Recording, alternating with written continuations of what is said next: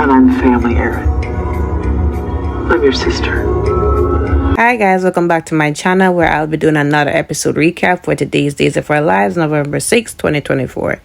So we go back to Jada and Vivian. At this point, Vivian is arrested. However, Jada took a phone call from Rafe, who is looking for her, and asking what's up. And she said that she had to arrest a perp being as important as Vivian Alamin. So he said that to be careful. He also invited her for dinner, because of course Rafe wants to pop the question there, right?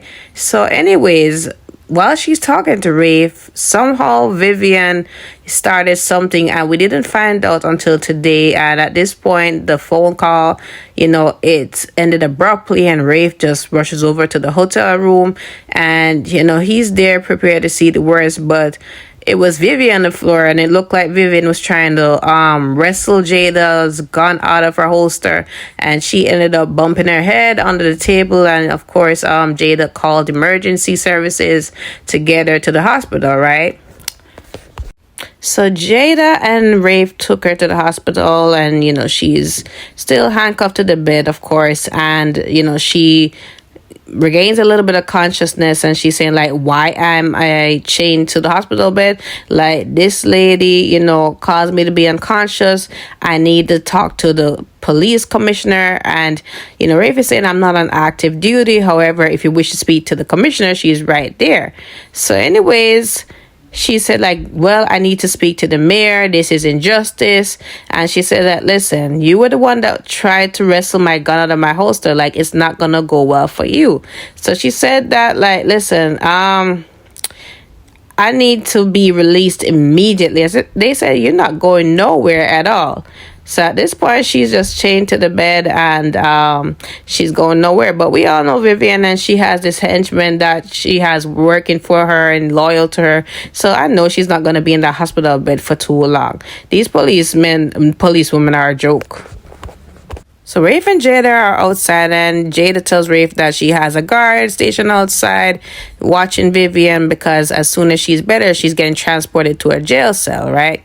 So he's just glad that Jada's all right, and he was just expecting the worst when the phone call ended earlier, and he was just wondering if something had happened to her.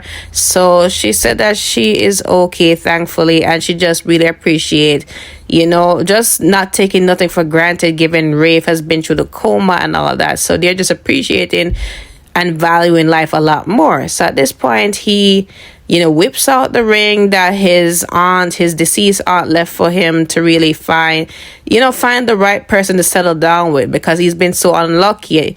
And she left it for him to hopefully find the woman of his dreams. So Jada is that person for him. So he bent down on one knee and he said, I know it's not the most romantic place, because I'm saying, I know you didn't just try to propose to Jada in the middle of this hospital.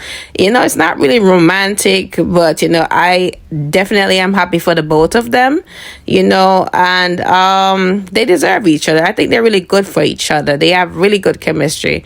So he did bend down on one knee and he said, I know this is a hospital and it smells weird and all of that, but life is so short, and I really want to spend the rest of my life with you.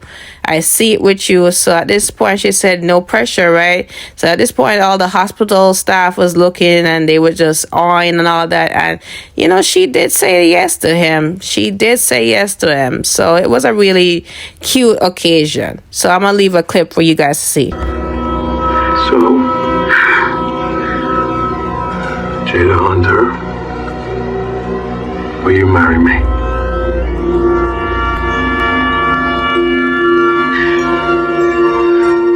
So EJ was on a phone call with Chad, and he's just checking in on him. How is he doing, given the whole aftermath of the fake Abigail drama? And he said that he's coping. He's just glad that he didn't tell the kids about her. And EJ said, don't worry about it. I got you. I'm going to make sure that the Green siblings pay for what they did and that they're not going to see the light of day again. So Chad is happy about that. He just wished that he really did see that lady for who she really was. He just really desperately wanted Abigail to be real. So at this point, Steve did come in and he ended the call with EJ. This point, Gabby comes at the mansion, right? So EJ said, like, are you here to drop off divorce papers? I heard about what happened with you and Stefan. So she said that I'm here to see my husband. Do you know where he is? So he said he doesn't know. So she has the divorce papers, but she just really wants to talk to him. So he doesn't know where he is. So she went up to his room. And, she's just contemplating everything that has happened. And she's really not ready to go through it. She wants to talk to Stefan and see if they can iron things out. So at this point, Vivian's henchman was in there. I can't remember his name, if it was Ivan or whatever, but he was in there taking up, I guess, Stefan's belongings, because they already captured Stefan to ship him off to Alemania and all of that. And he did put a letter there, right? Guess it's addressed to Gabby. So anyways, he hides in the bathroom while she comes in, because she's saying, like, I used to live here, I can just barge in. So anyways, she barges in, looks around for Stefan and sees the letter, and EJ comes in at this point, right? So she sees the letter, it's addressed to EJ and I guess her. So she gives EJ the letter, and EJ opens it and read it and said, Stefan has left and he doesn't want to see the both of them. And basically he just really wants to be through with the divorce and they can have each other. So basically, it is a forged letter, as we know that Stefan really wants to work out things with Gabby, but this has Vivian written all over it. So we know this is a forged letter. Of course, Gabby's heard about it and she rushes downstairs, and EJ goes after, and EJ checks on her and says, is she okay? At this point, she deflects her anger towards EJ and she said, I didn't ask for you to check on me. I didn't ask for none of that. It's all your fault. You created a wedge between me and Stefan. And he scoffs and he said, like, listen, it didn't have nothing to do with me. You have to be blamed for all of that, right? So she said, like, I don't want you always just have a trail of misery behind you and you just never want nobody to be happy. I need you to leave. So he said, okay, I'm gonna leave, but this is my house. But anyway, she let him leave and she signed the paper and, she's through with it, or so we think, right? If I were EJ, I would kick her out. She's too rude and, EJ doesn't deserve that. She has to take some responsibility. But anyways, we go back to Chad and Steve at this point. So Steve is checking in on him. How's he doing after everything? And he said he's holding up and, he just wishes that it could have been a lot clearer. And he said, listen, you wanted this to be true. And, I just wish that you didn't get her in the process. So at this point, unknown phone call come in, but before that, Steve did brief Chad on the fact that Clyde got with his appeal and they were trying to get him out. However, while that was going on, he escaped. So at this point, Chad is furious because Chad really doesn't want this man to be on the loose. But, Steve is going to do everything in his power to capture him and, find out what really happened with Abigail's body. So at this point, an unknown phone number a call comes in. And we all know that this is Clyde again. So he answers the phone and he said, if this isn't my good old friend Chad the mayor, listen, I can't tell you where I'm at. It's an undisclosed location. However, I can tell you about Abigail's body's whereabouts. However, as usual, you got to do something for me. So at this point, he can't really say much because he already knows that Steve is there. So he understands and all that. So he said that we'll keep in touch and all that. So Steve finds out that Chad was on the phone with Clyde. So he said, what did he say? So he said he didn't really say nothing much but to gloat. So at this point, Steve said, all right, I'm going to trace and track him down. So we go back to the Green siblings who are officially in jail clothes. They're in jail. And Kat tells Mark about how, Chad called her up to the interrogation room and she thought it was for him to, check in on her, say hi to her, whatever in her deluded mind.